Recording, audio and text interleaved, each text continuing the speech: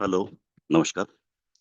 Welcome again to our session on Juniper. तो अब तक हमने चार सेशन कंप्लीट करे हैं, चार लेक्चर्स कंप्लीट करे हैं। चार वाला जो फोर्थ वाला जो था वो सॉरी पांचवा वाला जो था वो थोड़ा आधे में हमने छोड़ दिया था। तो अब हम वहीं से स्टार्ट करते हैं।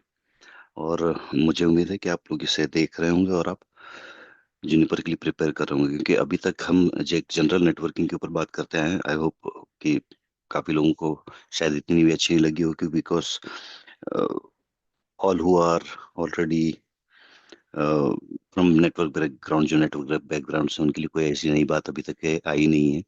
तो हो सकता है कि आपको ज्यादा अभी आनंद नहीं आ रहा होगा और आप देख रहे होंगे। आई बिलीव कि आप इससे देख रहे होंगे। तो अब ये जैसे आज हम इसको खत्म कर देंगे, ऑलमोस्ट ऑलमोस्ट खत्म ही कर देंगे।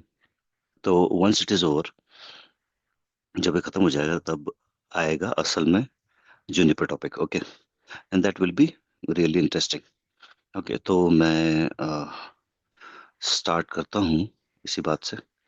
Okay, right. क्या करना था हमने? ये खोलना था, उसके बाद ये खोलना था, उसके बाद ये खोलना था।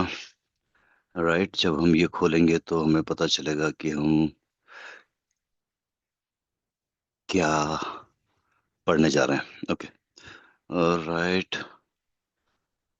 तो अब देखिए, 180 में कि 152 दिन चले गए, बड़े जल्दी समय चला जाता है। ओके, मैं इसे क्लिक करता हूँ। राइट, इसके अंदर में फिर मैं इसको क्लिक करता हूँ। अभी हम जीरो वाले पे चल रहे हैं, गेटिंग स्टार्टेड विद नेटवर्किंग के ऊपर में। ओके, इसके बाद में हमारा चालू होने वाला है एक्चुअल जूनिपर का कोर्स। तो ये बेसिकली ये नए लोगों के लिए है, फ्रेशर्स के लिए है। मैं इसे जब क्लिक करता हूँ तो हम इसके अंदर जाएंगे और हम अभी चल रहे हैं पांचवा मॉड्यूल पे। हमने ऑलमोस्ट पीपीपी के बारे में, फ्रेम रिले के बारे में और एटीएम के बारे में पुराने वाले सेशन में कंप्लीट कर लिया था।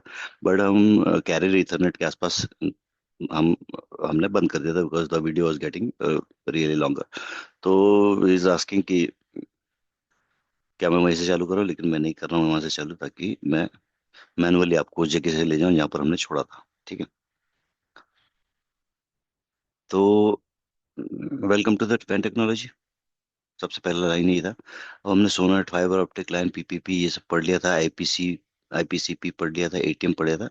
हमें आना है, एटीएम कंप्लीट हो गया, कैरियर इथरनेट के ऊपर में। तो शुरू करते हैं कैरियर इथरनेट। तो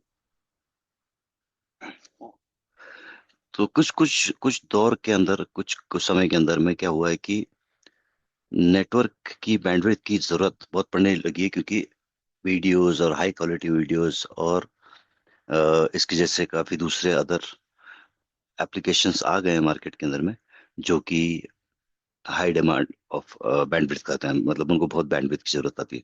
तो इस चक्कर में क्या हुआ है कि SONET, PPP, frame relay etcetera जो है ये पिछड़ गए। Okay, SONET is still there. SONET और एसडीएच, क्योंकि वो कैरियर लोग यूज करते हैं, 38 GB is still used. But उससे भी बेटर टेक्नोलॉजी आ गई, जो कि है कैरियर इथरनेट। मतलब इथरनेट ने ही एक बड़ा रूप ऐसा लिया है, जो कि बेचारा 1 Mbps से चालू हुआ था। ओके, तो अब ये 100 जीबीपीएस की इसकी कैपेसिटी हो गई है। अब इसके बेनिफिट क्या है? Benefit of customer, benefit to customer. Customer के लिए क्या बेनिफिट है? तो कस्टमर के लिए ये सारे बेनिफिट है। Benefit of to customer, no longer need frame relay और ATM expert to run the network. तो उसमें फ्रेम रिले और एटीएम के जो एक्सपर्ट थे वो are they were proprietary things, और उसके इंजीनियर काफी कम मिल रहे थे। तो ये that problem has been resolved. No longer need specialized premise equipment to handle different layer technology. अभी वो क्योंकि दूसरे किसी वेंडरों ने बनाए हुए थे, अलग सभ्यता थी उनकी, अलग way of developing the technology था।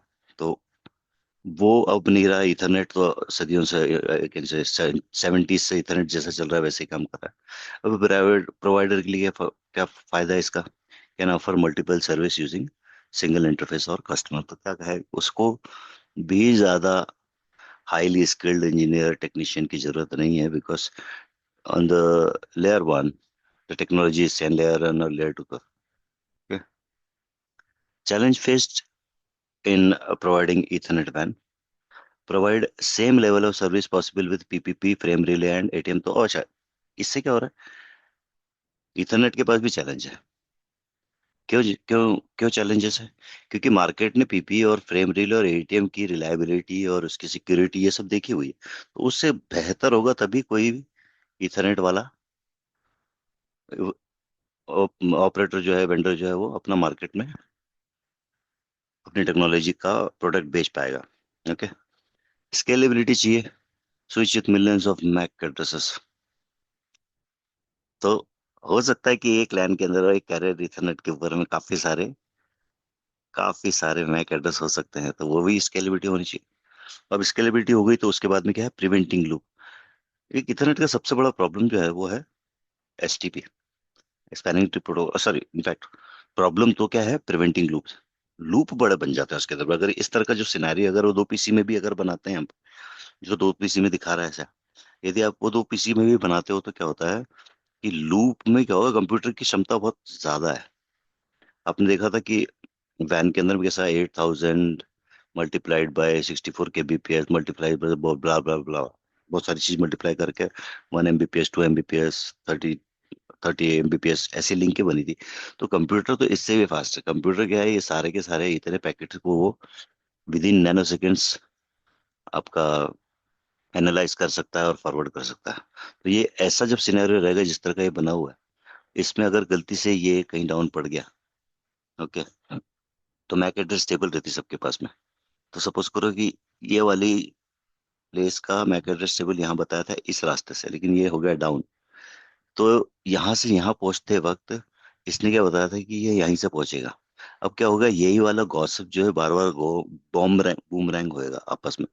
मतलब यहाँ से तो एक्चुअल आउट है नेटवर्क, लेकिन पीसी इतने फास्ट इस इंफॉर्मेशन को एक दूसरे को शेयर करेगा, इतने फास्ट शेयर करेगा, इतने फास्ट शेयर करेगा कि hundreds and thousands and billions of packet इस लिंक के ऊपर में घूमने लगेंगे, जिसको बोलते हैं ब्रॉडकास्ट स्टॉर्म। तो क्या होगा कि ये पूरी लिंक चौक हो जाएगी, पूरी लिंक चौक हो जाएगी। तो इससे बचने के लिए फिर इथरनेट अपने कई अलग अलग प्रकार के other layer other protocol use करता है, जैसे कि एसटीपी स्पैनिंग ट्री प्रोटोकॉल, जिसमें क्या होता है by default spanning tree protocol नाम है उसका। बाय डिफॉल्ट वो एक, जब रिडंडेंसी होती है लिंक के ऊपर में तो उसको वो ऐसे एक को बंद करके रख देता है बाय डिफॉल्ट। तो ये अलग से प्रोटोकॉल इजाद करना है उन्होंने या बनाया है in order to prevent that routing loop और ब्रॉडकास्ट स्ट्रोम एक्सेट्रा। तो ये चैलेंजेस भी है कह रहे इथरनेट के। I am forwarding the broadcast, I am no longer forwarding broadcast. फिर क्या है, need of operation administration and maintenance features such as link monitoring and fault detection.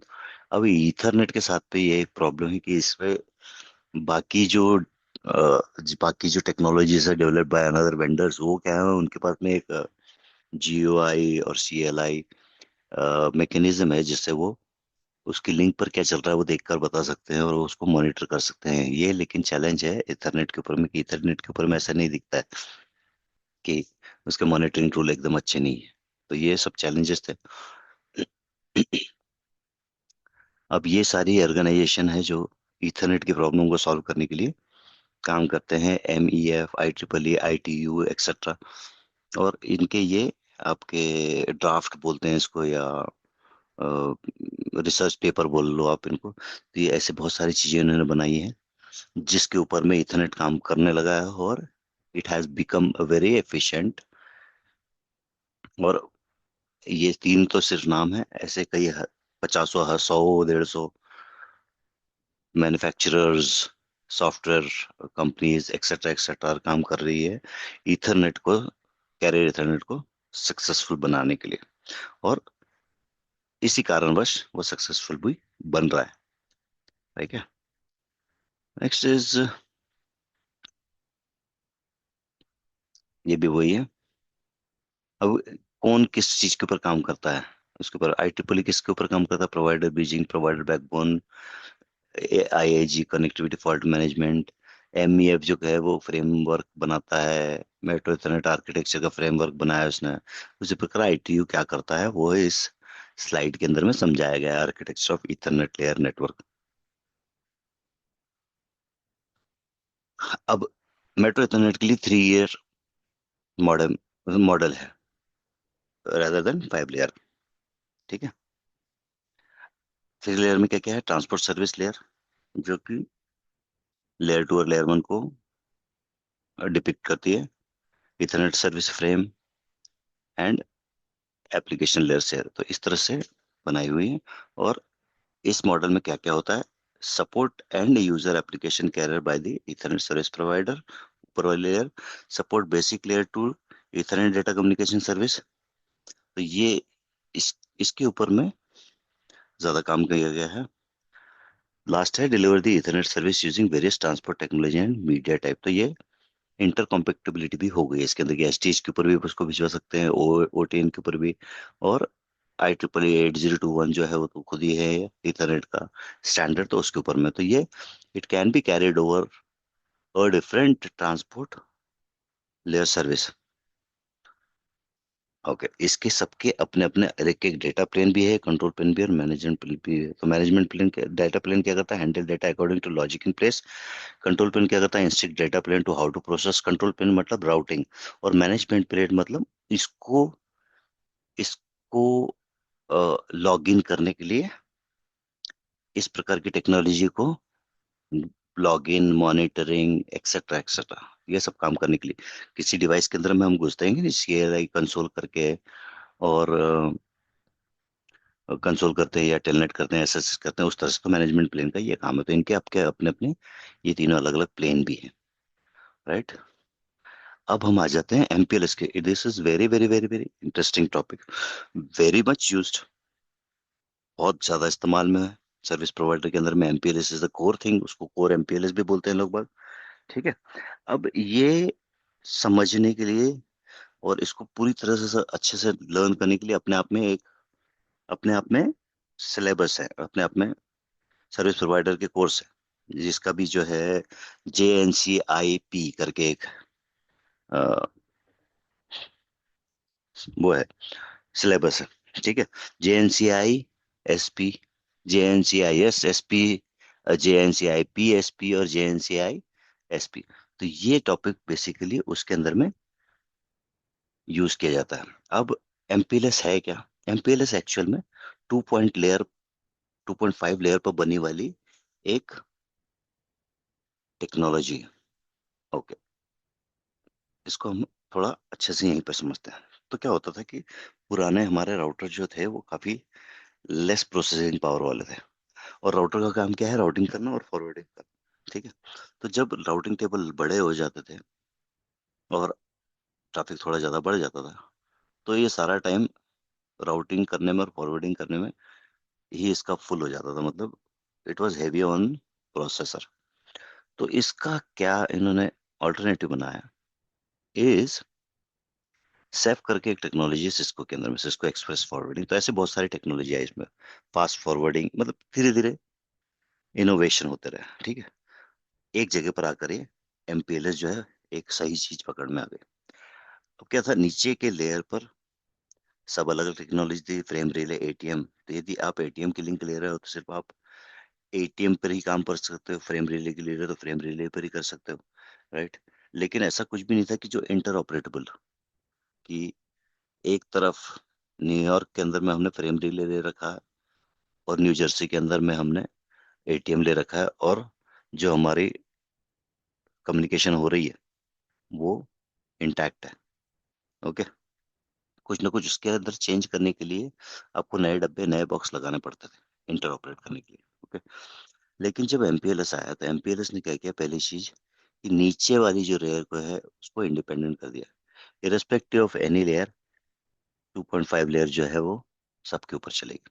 तो फ्रेम रिले और ATM दोनों के ऊपर में MPLS चलने लगा। और दूसरी चीज क्या थी कि MPLS was able to provide the equal level of security जितनी फ्रेम रिले या ATM प्रोवाइड करता था, yet allow the inherent any to any connectivity and flexibility typically of an IP based network. Okay. तो अच्छा, ये नीचे की तरफ में तो था ही, ऊपर की तरफ में भी आप इसको, मतलब इसके ऊपर की भी लेयर पे आप इंडिपेंडेंट कोई से भी प्रोटोकॉल को भिजवा सकते हो, पेलोड कुछ भी हो सकता था इसके ऊपर में। तो ये चीजें हुई। आगे हम और चलते हैं और देखते हैं। ठीक है, तो डेफिनेशन में ही लिखा है MPLS provide the privacy and security of frame relay और ATM network, yet allow for the inherent and end-to-end connectivity and flexibility typical of any IP network, IP based network। तो लेयर टू किसी का भी हो, ये सभी के ऊपर में अपना कम्युनिकेशन करवा सकता था। ठीक है, नाउ इसके कारण क्या हुआ कि लोगों ने फ्रेम रिले और एटीएम के ऊपर से ट्रांसिशन कर दिया एमपीएलएस के ऊपर में, एमपीएलएस नेटवर्क के ऊपर में आ गया। ओके, एमपीएलएस कैसे काम करता है, how does MPLS work?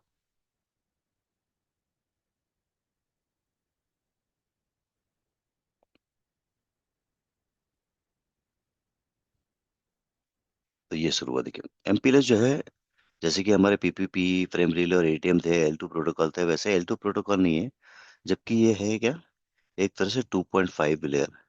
MPLS sits between layer 2 and layer 3, and an encapsulation and packet switching technique used to route data over a WAN can be used over any layer 2 technology including PPP और Ethernet। तो ये PPP के ऊपर भी चलता है, Ethernet के ऊपर भी चलता है, या किसी और लेयर 2 टेक्नोलॉजी के ऊपर चलता है। और एन encapsulation and packet switching technique हो गया, ये देखिए। तो 1 सेकेंड, क्या होता है कि इसने किया क्या है बेसिकली वो भी समझें। इसने क्या किया कि ये बार बार जो राउटिंग इंजन के पास जाता था और फिर वापस से आईपी आउट राउट करके command show IP root, right. इस तरह से समझो आपकी राउटर अपने आप में हर बार कोई नया डेटा आपके पास में आया, उसको किसी और डेस्टिनेशन पे जाना है, तो क्या करता था वो बार बार इसको एक कमांड चलाता था, शो आईपी राउट। मैं बताने के लिए बता रहा हूँ कि एक ह्यूमन बींग चला सकता है कमांड। इंटरनली वो चलाता था, फिर वो राउट देखता था और उसके बाद में उसको फॉरवर्ड करता था। फिर क्या किया सिस्को ने, इसके बाद में फास्ट फॉरवर्ड बनाया, तो फास्ट फॉरवर्ड के अंदर में एक टेबल बना के रखने लग गया वो। ठीक है, टेबल बना के जब रखने लग गया तो भी दिक्कत हुई, क्योंकि टेबल वो बनाता था अपनी मेन मेमोरी के अंदर में, और सीपीयू उसमें भी लगता था। तो और थोड़ी देर बाद में, जिस तरह आप है हाँ कैशी टेबल बोलते थे उसको, तो कैशी के अंदर में रखता था फास्ट फॉरवर्ड के अंदर में। उसके बाद में उसने बनाया शेफ, सिस्को एक्सप्रेस फॉरवर्डिंग। तो क्या होता था, इसके पहले वाले फास्ट फॉरवर्डिंग वाले के अंदर में सीपीयू फिर भी लगता था और मेमोरी भी खर्च होती थी, वो भी खुद की। तो नेक्स्ट टाइम में उसने क्या किया, ये वाला जो प्लेन बोल लो आप इसको, डेटा प्लेन कोई इसने अपने पास से मूव करके कंट्रोल प्लेन और डेटा प्लेन को हटाया। उसके बाद में एक बड़े मैनेजर की तरह कोर कोर काम अपने पास रखा, मैनेजमेंट वाला और कंट्रोल वाला, और जो ट्रैफिक भेजने वाला काम था वो अपने लाइन कार्ड को दे दिया। मतलब लाइन कार्ड की मेमोरी और लाइन कार्ड के सीपीयू उसके अंदर में इस्तेमाल आने लगे, तो that is what is called as safe. इसका इस्तेमाल करके फिर एमपीएलएस चलता है सीधे सिस्को के अंदर में। जूनिपर ने इसको अपने अपने अलग अंदाज के अंदर में, इसने अलग अलग टेबल उसके अंदर पहले ही, अभी सिस्को जैसा बन रहा था चल रहा था, तो सिस्को बनते जब काफी मैच्योर हो गया तभी उसी के लोग निकल के उन्होंने जूनिपर कंपनी का जन्म हुआ। ओके, तो उन्होंने क्या किया, बेस्ट प्रैक्टिस जो थी वहां की वो पहले ही इम्प्लीमेंट करे। सिस्को तो शुरू से शुरू हुआ समझ लो, 10 साल में, जब जब तक के जूनिपर के 5-7 साल हो गए थे तब तक के मोनोलिथिक ऑपरेटिंग सिस्टम यूज करता था सिस्को। मतलब यदि उसके एक प्रोग्राम के अंदर में कोई गड़बड़ी हो जाती थी तो पूरा राउटर बैठ जाता था। तो उसके अंदर में वैसा था मोनोलिथिक। अब ये मोनोलिथिक नहीं था, इसका ऑपोजिट था ये। तो जूनिपर ने पहले ही अपना कंट्रोल प्लेन और डेटा प्लेन अलग अलग कर दिया। मतलब राउटर को काम दिया कंट्रोल करने का और मैनेजमेंट का, राउटर के सीपीयू को, और डेटा का काम दिया है अपने लाइन कार्डों को या पिक को और इसको उसको अपने उन उन वो दूसरे जो खाली वाले कार्ड्स जाते हैं जिसके अंदर में केबल वगैरह जाती है, तो उसी के अंदर में वो उसकी प्रोसेसिंग और उसकी मेमोरी वगैरह सब डाल दी। तो इसने भी ऐसे ही किया। हालांकि हम जूनिपर ही पढ़ रहे हैं तो जूनिपर ने ऐसा किया, और फिर इसलिए उसका एमपीएलएस इम्प्लीमेंटेशन थोड़ा अलग है। ठीक है, बट दोनों ने एमपीएलएस का इस्तेमाल किया। ओके, अब इसमें क्या हो रहा है कि एक्मे कंपनी हमारी जो है वो 3 अलग अलग लोकेशन को कनेक्ट करने के लिए एमपीएलएस का इस्तेमाल कर रही है। ठीक है, अब इसके अंदर में जो है अलग अलग राउटर के बीच में अलग अलग लेयर टू प्रोटोकॉल भी हो सकता है।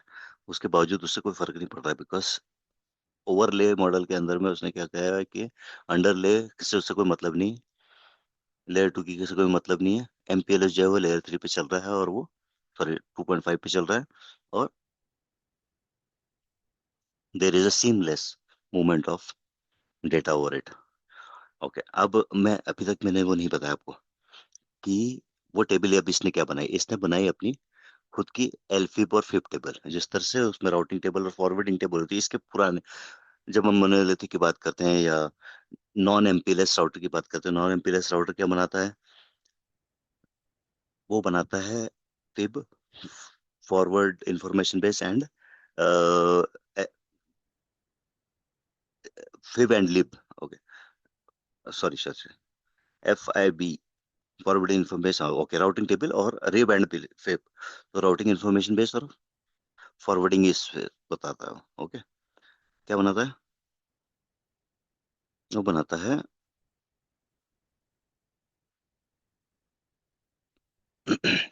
RIB and FIB। RIB में क्या होता है? ये राउटिंग इंजन बनाता है। और फिफ्थ के अंदर में क्या होता है? ये राउटिंग इंजन की ए है जो है वो बी को जाने के लिए सी से होता हो जाएगा। सी नहीं बोलते हम, इंटरफेस ए से जाए, या नेक्स्ट हॉप ये है इसका, NX NH ये है, ये ऐसा बनता है। लेकिन फिफ्थ के अंदर में क्या रहता है कि ए को बी तक जाने के लिए नेक्स्ट हॉप ये है, and and interface interface GI 0/0/0 है। इस तरह से बनाता है जो नॉन MPLS नेटवर्क है। अब MPLS क्या करता है? ये वाली प्रक्रिया को हमेशा के लिए खत्म कर देता है। ठीक है, वो एक टेबल बनाता है, LFIB, लिब एंड LFIB। इसमें क्या होता है?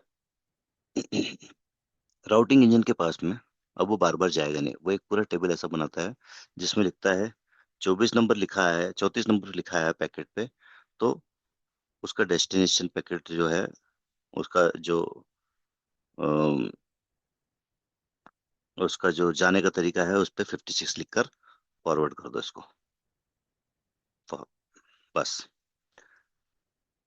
अगर जीरो लिखा हुआ है किसी के ऊपर में, 50 लिख के अगर आया तो उसको जीरो लिख के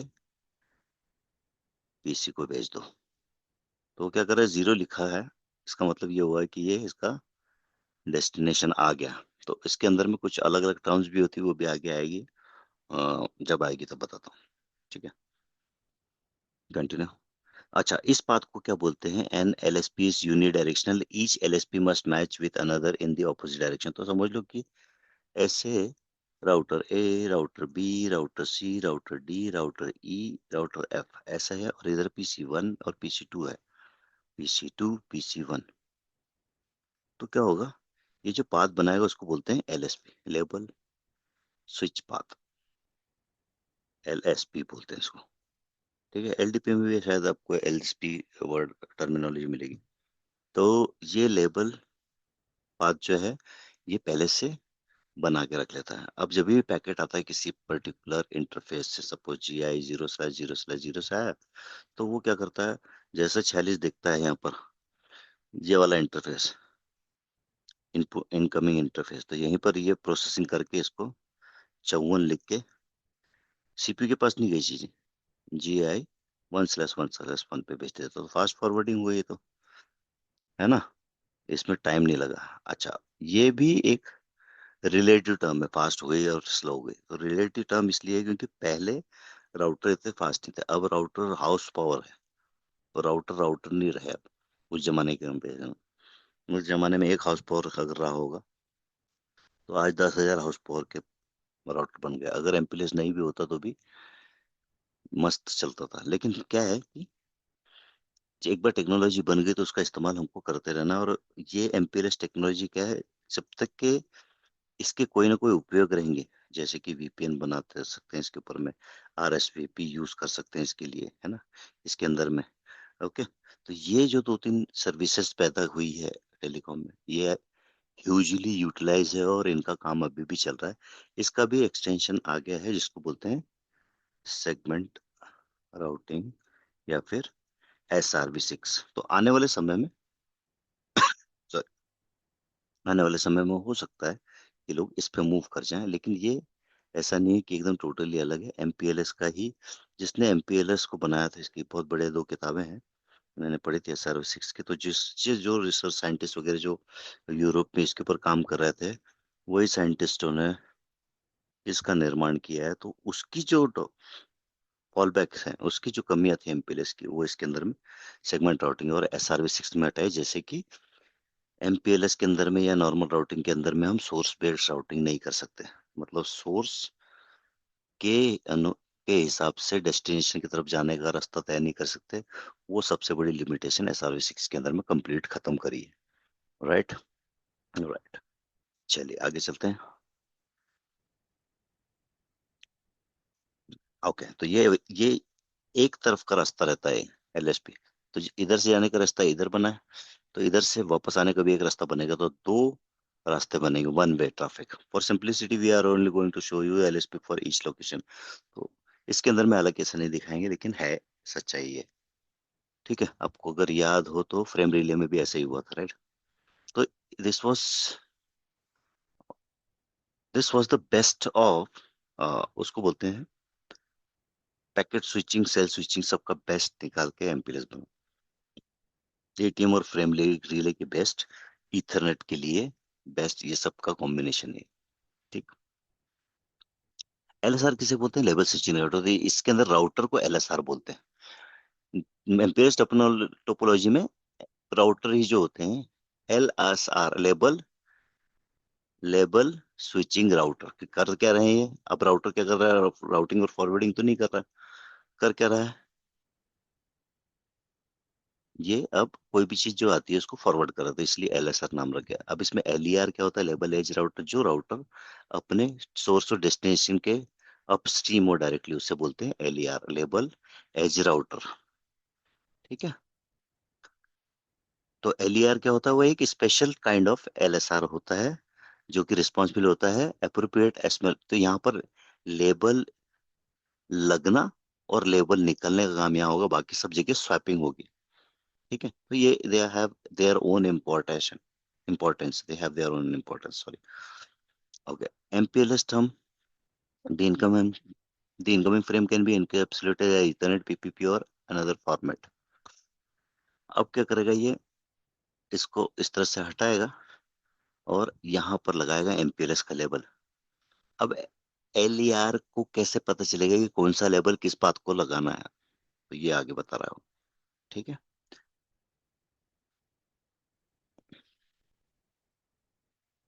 ओके, जब ये एमपीएलएस का असाइनमेंट करता है तो इस आईपी स्टैक के अंदर में सब कुछ देख सकता है। वो डेस्टिनेशन आईपी एड्रेस भी देख सकता है और सोर्स एड्रेस भी देख सकता है, या सारी चीजें एप्लीकेशन टाइप भी देख सकता है। ठीक है।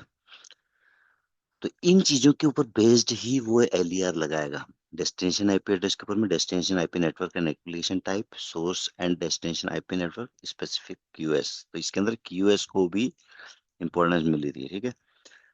फॉरवर्डिंग इक्विवेलेंस क्लास कुछ भी नहीं है, एक तरह का आपका नॉमनक्लेचर है किसी इंटरेस्टेड ट्रैफिक को बताने के लिए। It can be on the basis of, जो हमने पहले देखा था, डेस्टिनेशन के बेसिस पे हो सकता है, सोर्स पे हो सकता है, स्पेसिफिक क्यूएस पे हो सकता है। उसी को एफईसी बोलते हैं। मतलब एफईसी मतलब सिर्फ एक नॉमनक्लेचर है एमपीएलएस का, a group of packet that will be treated और forwarded the same way within the provider MPLS domain.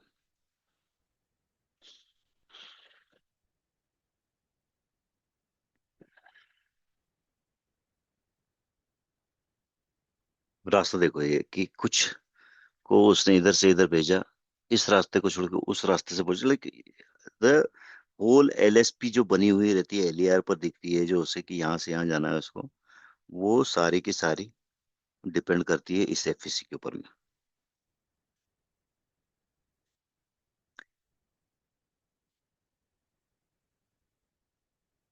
यहाँ पर पीपीपी के ऊपर में एल को डेटा मिला, अब उसने L2 हटाया और L3 को चेक किया। चेक करने के बाद उसे पता चला कि एमपीएस लेवल 20 लगाना है मुझको। 20 लगाया और वापस से L2 लगा दी उसने अपने पास में। और उसके बाद में वो नेक्स्ट होप पे गया, जिस रास्ते पर उसको जाना था। ठीक है, अब ये एमपीएलएस पैकेट हो गया। ठीक है, एमपीएलएस टेबल स्विचिंग टेबल को देखेगा वो सेकंड वाला राउटर, और देखेगा पोर्ट 1 पे लेवल 20 अगर लिखा है तो उसको पोर्ट 2 पे भिजवाना है लेवल 25 लिखे हुए। तो फॉरवर्डिंग का काम करा सीधा, उसको प्रोसेसिंग नहीं करने की जरूरत पड़ रही। ठीक है, तो एल हमेशा स्वैपिंग करेगा, सॉरी LSR। LER तो पुल और पुश का काम करेगा, लेबल पुल एंड पुश। अब जब एंड डेस्टिनेशन पर आएगा तब वो लेबल को पुल कर देगा, बाहर निकाल लेगा लेबल को, और वापस का L2 का फ्रेम लगा के, जो कि उससे उसके पास से जिस तरह से कनेक्टेड है वो वाले L2 के फ्रेम को लगा कर वो फॉरवर्ड कर देगा ट्रैफिक को। हो गया। जो बीच वाले राउटर है इनको हम बोलते हैं ट्रांजिट। तो इनको ट्रांजिट LSR भी बोलते हैं, बीच वाले राउटर को, क्योंकि ये सिर्फ लेबल को देखकर इधर से उधर फॉरवर्ड कर रहा है। लेयर 2 हटाया उसने, लेयर 3 डाटा को भिजवा दिया।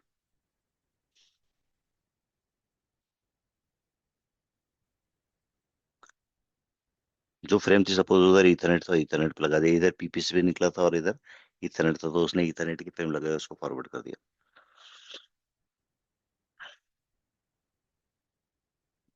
राइट। तो इस तरह से एमपीएलएस का एमपीएलएस के थ्रू कम्युनिकेशन हुआ। MPLS label switching method allow router to make forward decision based on the content of a simple label. तो लेबल को देखकर वो ये राउटर को कैपेबल करता है ट्रैफिक सेंड करने की, rather देन राउटिंग प्रोसेस का पूरा इस्तेमाल करके ट्रैफिक को सेंड करना। How does MPLS level switch differ from IP routing. तो अभी और डिटेल में ये बताया जो कि मैंने आपको ऑलरेडी बता दिया है, लेकिन हम फिर से एक बार देखते हैं कि ये किस तरह से डिफर करता है, किस तरह से डिफर करता है आईपी राउटिंग से। तो बेसिकली यहाँ बीच वाले जो राउटर है वो दिमाग नहीं लगाएंगे। ओके, तो ये क्या करा, examine the IP address, destination IP address देखा उसने, परफॉर्म लॉन्गेस्ट मैच राउट लुकअप किया, यहाँ पर एक बार राउटर लुकअप होगा, एनकैप्सुलेटिंग और फॉरवर्डिंग करा, ये नॉर्मल राउटिंग बता रहा है। अब यदि इसके पास गया, ये भी ऐसे ही करेगा। ये प्रोसेस फिर हर राउटरों पर बार बार रिपीट होगी। उसमें समय भी लग रहा है, देखो वही कर रहा है ये, और समय भी लग रहा है और प्रोसेसिंग भी लग रही है। दो चीजें, ताकत भी लग रही है और समय भी लग रहा है। राइट। तो प्रत्येक प्रत्येक राउटर को यही करना है इसके अंदर में, ये राउटिंग का एक काम करने का तरीका है, राउटरों का काम करने का तरीका है। ठीक है। अब ये ऐसे देखने में तो नॉर्मल लग रहा है, लेकिन सोचो कि 1 लाख डिवाइसेस कनेक्टेड है इन दो एल LER के से, मतलब एज एज में 1 लाख इधर, 1 लाख इधर, 1 लाख आईपी एड्रेसेस हैं जो कि कनेक्टेड है दोनों साइड में। अब 1 लाख आईपी एड्रेसों के लिए इन सबको बार बार कितने बार वही मेहनत करनी पड़ी, इसी। तो उसी को अब अगर इस संदर्भ में देखते हैं हम, एम्पेरस के संदर्भ में, तो एल सिर्फ शुरू में एक बार लुकअप होगा, उसके बाद में आखिरी में एक बार, बस 2 बार, बाकी सब लोग स्वैप करेंगे इसको। देखो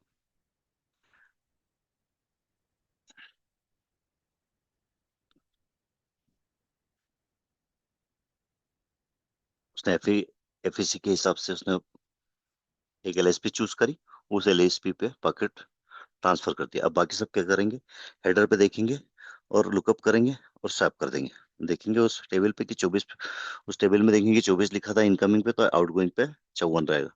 दैट्स इट। तो बीच बीच की किसी राउटर को L3 को देखने की जरूरत नहीं पड़ी। That's how it make this function faster than the normal IP routing function. Okay, ठीक है।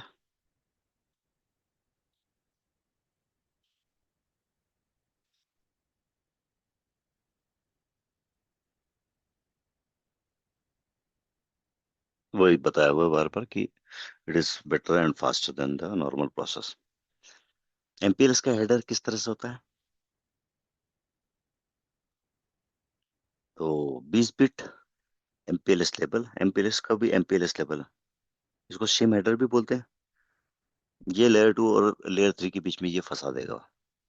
ठीक है, ये टेक्नोलॉजी डालने के बाद में इसमें 3 बिट दिया हुआ है सीओएस के लिए, जो कि क्वालिटी ऑफ सर्विस के लिए काम में आएगा। EXP बिट एस, इससे पता चलता है कि स्टैक का ये आखिरी, last, it is last in the stack और first in the stack.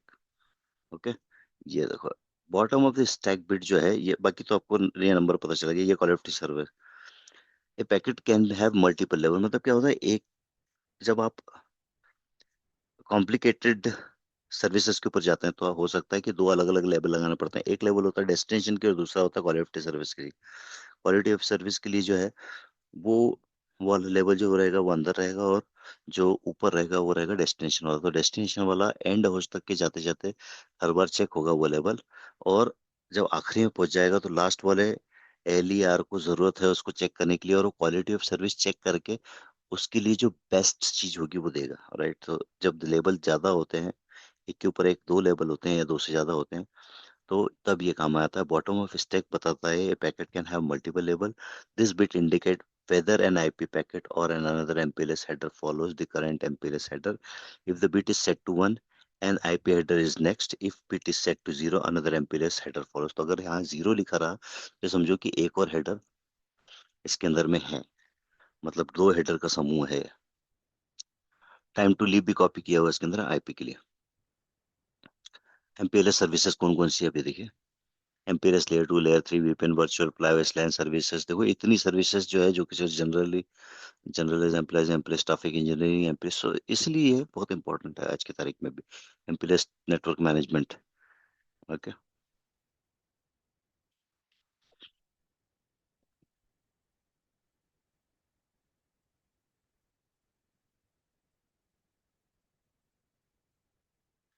Right, next.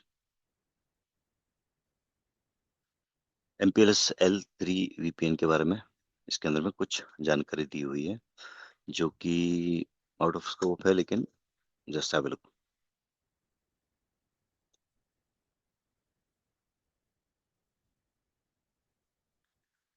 तो MPLS के पहले भी VPN होती थी। अब वो VPN को बनाने के लिए क्या करना पड़ता, अलग अलग राउटर लगाना पड़ता था, छोटे छोटे राउटर। आज भी वही कुछ स्पेसिफिक वेंडर कस्टमरों के लिए यूज करते हैं वो। तो जैसे आप ब्रिटानिया, आपको एक अलग राउटर दे दिया, उससे क्या होगा कि आपका ट्रैफिक जो है वो अलग हो जाएगा। ठीक है, दूसरा जो राउटर है कोई ब्रिटानिया हो गया तो पार्ले आ गया दूसरा सपोज, तो उसके लिए एक अलग राउटर लगा दिया। अब क्या होगा कि हम एक जगह पर LER की जगह पर तो लगा दिया हमने एज पर, लेकिन सर्विस प्रोवाइडर क्या है कि सारा का सारा MPLS नेटवर्क किसी पार्ले या ब्रिटानिया के लिए बना नहीं सकता। लेकिन उस वक्त बनाना पड़ता था क्योंकि आप उससे पैसे ले रहे हो, तो क्या करना पड़ता था कि MPLS नहीं होने की वजह पे, बिकॉज मैंने इसके ऊपर काम किया हुआ है, मैंने ये देखा हुआ है, तो उसमें क्या करते थे, पॉलिसी बेस्ड राउटिंग करके करते थे कि हर बीच के जो LSR हैं उन पे भी कॉन्फ़िगरेशन रहता था ब्रिटानिया का, ब्रिटानिया ब्रिटानिया ब्रिटानिया ब्रिटानिया। अगर 25 राउटर है बीच में मेरे नेटवर्क के अंदर में, कोर के अंदर में, तो मैं सब जगह उसकी पॉलिसीज बनाऊंगा, फिल्टर बनाऊंगा, और फिर वो ट्रैफिक उसके थ्रू होते। और ये होता था मैनुअल, उस टाइम पे कोई ऑटोमेटेड या ऑटोमेशन वगैरह नहीं था। ठीक है, तो ये जैसे इतने राउटर देख रहे हो आप, तो बीच के कोर में अगर 10 राउटर, तो सभी के ऊपर में ब्रिटेन और पार्ले की आपको पॉलिसीज मिल जाएंगी, फिल्टर्स मिल जाएंगी। उसमें गलतियां भी हो जाती थी। अब क्या होता था, 10.10.10 पार्ले भी यूज कर रहा होता था, और 10.10.10 ब्रिटेन भी यूज कर रहा था, क्योंकि आपको पता है प्राइवेट IP एड्रेस के तो सेम सेट है। मैं दो ही कंपनी का एग्जांपल दे रहा हूँ, वेंडर के पास में, प्रोवाइडर के पास में ऐसे 2000 कस्टमर हुआ करते थे। ठीक है, उन सब के लिए वो करनी पड़ती थी मैं, तो this was a very complicated thing. दूसरा तरीका क्या है कि राउटिंग टेबल को एक वर्चुअल राउटिंग टेबल में कन्वर्ट करना, which is called as VRM। तो क्या होता है, राउटर के अंदर में ही एक राउटर को हम जैसे VLAN L2 पर, it is a segregation of broadcast domain into है सेपरेट ब्रॉडकास्ट डोमेन। तो वीलैन 10 जो है उसका ट्रैफिक जो वीलैन 11 में नहीं जाएगा, 11 का 12 में नहीं जाएगा, 12 का 13 में नहीं जाएगा। उसी तरह L3 का वीलैन जो है वो है VPN। ओके। तो इट इज लाइक, यहाँ पर हमने ब्रिटेनिया पार्ले, क्रैक जैक ये सब बना डाले, उनको एक ही राउटर दिया है। लेकिन उनको क्या लग रहा है कि वो सबका अलग अलग राउटर, क्योंकि राउटर के अंदर में एक हमने वर्चुअलाइज राउटर बना कर दिया है उनको, और उन्हें उससे फर्क भी नहीं पड़ा, उनको कोई नुकसान भी नहीं उससे। ठीक है। उसके बाद में इंटरनली जो है हमारा MPLS VPN जो है वो हमारे सर्विस प्रोवाइडर के LER से दूसरे LER तक के कैसे पहुंचना है, उसके लिए वो ही सेम लेबल यूज करके इधर से उधर ट्रैफिक सेंड करता था। लेकिन इससे दूसरे किसी राउटिंग टेबल को या उनके आईपी एड्रेसेस को कोई इफेक्ट नहीं पड़ता था। That is how L3 VPN came in existence, और it is very very important thing, जो कि पिछले 20-25 साल से चल रही है, और और भी चलेगी आगे तक के। इससे दोनों को फायदा हुआ है, कस्टमर को भी और प्रोवाइडर को भी। प्रोवाइडर को हर एक के लिए राउटर नहीं लगाना पड़ रहा है, और हर एक जगह पर मैनुअल कॉन्फ़िगरेशन नहीं करनी पड़ रही पॉलिसी की। ओके। लेयर 3 MPLS का एग्जाम्पल है। This section briefly covered. Okay, so आज हमने क्या समझा वो है, it also provide a brief overview etcetera etcetera. Layer 2 protocol choose to enable faster MAN, हमने क्या पढ़ा वो दिया हुआ है यहाँ पर। ठीक है, MPLS के अंदर में। एंड अब आप इसके ऊपर में अपने आपने जो सीखा है, you can test it here. Alright. उम्मीद करता हूँ ये सेशन अच्छा लगा हो आपको। Thank you for watching. Have a good day. और इसके बाद हम एक और बचा हुआ टॉपिक वो हम देखेंगे, आज ही देख लेंगे, transport. This is very very very good और वेरी इंटरेस्टिंग टॉपिक। इसके ऊपर में TCP/IP की किताबें हैं दो, which is very good book, but very big book, 1000 पन्ने की है वो। So whatever we could conclude और अंडरस्टैंड वो हम देखेंगे 6th वाले के अंदर में। एंड देन हमारा ये जनरल वाला जेनेरिक वाला जो है वो खत्म हो जाएगा आज। उसके बाद हम चालू करेंगे गल से जूनिपर के, जूनिपर के टॉपिक। और 152 दिन बचे हैं, सो थोड़ा फास्ट करना पड़ेगा। इनफैक्ट मेरे लिए तो 152 भी नहीं बचे। Okay, so we will try to finish it as soon as possible. Have a good day. Thank you for watching.